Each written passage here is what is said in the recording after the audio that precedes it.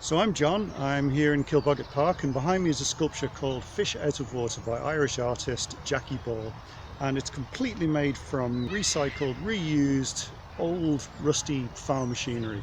And it's a really fun and creative use of these materials which otherwise might have ended up in landfill. And it's very popular with adults and children and big children.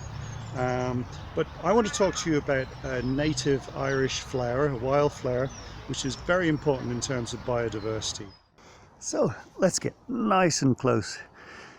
This is a plant which I'm sure you'll recognize. It's an Irish wildflower called a dandelion, which comes from the French dent de lion, meaning lion's teeth, and that relates to the leaves of the dandelion.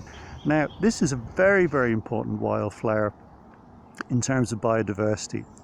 It actually provides the earliest food for our bees in the form of pollen and nectar, and later on in the year when we get those lovely fluffy seed heads, they provide food for many of our native Irish birds.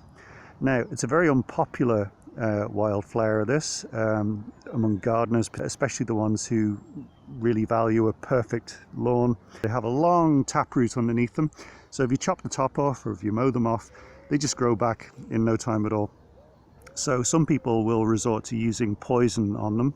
A lot of our bees actually get poisoned and they die. You may have seen on the internet that quote, which is misattributed to Einstein, which says that if we lost all of our bees in 10 to 20 years, all humankind would be dead. Well, there's an element of truth to that, because we do rely on bees to pollinate our crops.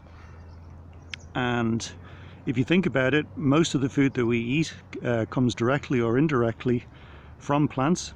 Even if you just eat nothing but meat, they came from animals which probably were raised on plants. So we should think twice about eradicating the dandelions from our gardens and our landscape.